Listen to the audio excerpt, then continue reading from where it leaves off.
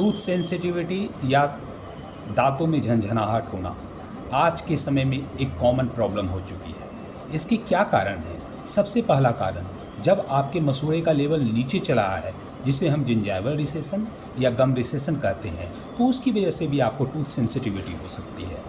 जब आप soft drink या कोल्ड ड्रिंक पीते हो तो उसकी वजह से आपके दांतों के स्ट्रक्चर का लॉस होता है, जिसे हम इरोजन कहते हैं। इसकी वजह से भी टूथ सेंसिटिविटी हो सकती है।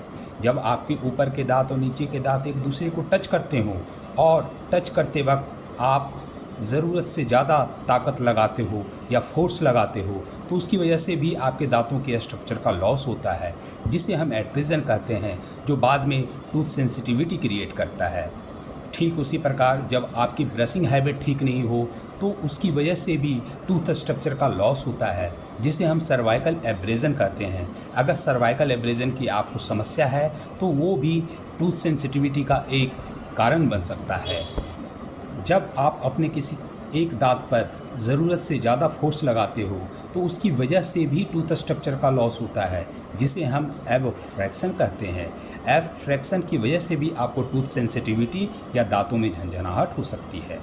जब आपको मसूड़े की समस्या हो, जिसे हम गम डिजीज़ कहते हैं, तब भी आपको टूथ सेंसिटिविटी की प्रॉब्लम हो सकती है। जब आपके दांत में स्ट्रक्चर का लॉस हो, जिसे हम वेयर कहते हैं, टूथ वेयर कहते हैं, जो माइल्ड, मॉडरेट या सीवियर हो सकता है, तब भी आपको टूथ सेंसिटिविटी हो सकती है। टूथ वेयर के बहुत सारे रीजन होते हैं, जैसे ब्रशिंग हैबिट ठीक नहीं होना। टूथ सेंसिटिविटी या दांतों में झंझनाहट जो मेनली होता है वो लॉस ऑफ टूथ स्ट्रक्चर की वजह से होता है, जैसे इरोजन, एट्रिजन, सर्वाइकल एब्रेजन या टूथ वेयर। ये सारे एग्जाम्पल हैं लॉस ऑफ टूथ स्ट्रक्चर के। इन सब की वजह से, इरोजन, एट्रिजन या सर्वाइकल एब्रेजन की वजह से आपके दांतों के स्ट्रक्चर का लॉस होता है, जो बाद में सेंसिटिविटी क्रिएट करता है। जब आपको टूथ सेंसिटिविटी की समस्या हो तब उसके क्या ट्रीटमेंट है? ट्रीटमेंट में dental scaling, root planing, curettage, flap surgery, veneer या क्राउन है। डेंटल स्केलिंग या रूट प्लानिंग या क्यूरेटाज या फ्लैप सर्जरी मसूड़े को साफ़ करने की टेक्निक है। जब आपके मसूड़े की बीमारी की वजह से आपको टूथ सेंसिटिविटी हो, तब आपको डेंटल स्केलिंग या रूट प्लानिंग या क्यूरेटाज या फ्लैप सर्जरी की आवश्यकता पड़ सकती है। अब ये सारे ट्रीटमेंट किन से करवाने हैं? तो ये सारे ट्रीटमेंट आपको पेरियोडोंटिस्ट से करवाने हैं, जो गम स्पेशलिस्ट होते हैं।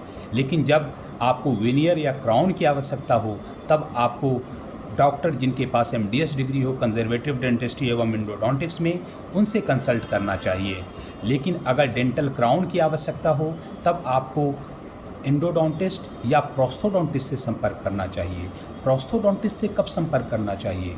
जब आपके दांत में रूट कैनाल की आवश्यकता नहीं हो, तब आपको प्रोस्थोडोंटिस्ट से संपर्क करना चाहिए। लेकिन जब आपके दांतों में रूट कैनाल की आवश्यकता हो, तब आपको एंडोडोंटिस्ट से संपर्क करना चाहिए।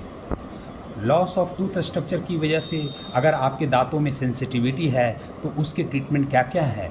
उसके लिए आपको वेनियर, क्राउन या टूथ फिलिंग की आवश्यकता पड़ सकती है। वेनियर किन से करवाना चाहिए? वेनियर ट्रीटमेंट के लिए आपको डॉक्टर जिनके पास MDS डिग्री हो कंजर्वेटिव डेंटिस्ट्री एवं एंडोडोंटिक्स में, उनसे कंसल्ट करना चाहिए। डेंटल क्राउन के लिए आपको एंडोडोंटिस्ट से कंसल्ट करना चाहिए या प्रोस्थोडोंटिस्ट से कंसल्ट करना चाहिए। प्रोस्थोडोंटिस्ट से कब कंसल्ट करना चाहिए? जब आपके दांतों में रूट कैनाल की आवश्यकता नहीं हो और डेंटल कैप या क्राउन लगाना हो, तब प्रोस्थोडोंटिस्ट से संपर्क करना चाहिए। लेकिन जब आपके दांतों में रूट कैनाल ट्रीटमेंट की आवश्यकता हो और उसके बाद कैप लगाना हो, तब आपको एंडोडोंटिस्ट से संपर्क करना चाहिए। टूथ फिलिंग के लिए आपको किन से संपर्क करना चाहिए? टूथ फिलिंग जैसे amalgam filling, composite filling, gold filling या सिरामिक फिलिंग, इसके लिए आपको डॉक्टर जिनके पास MDS डिग्री हो कंजर्वेटिव डेंटिस्ट्री एवं एंडोडोंटिक्स में, उनसे संपर्क करना चाहिए।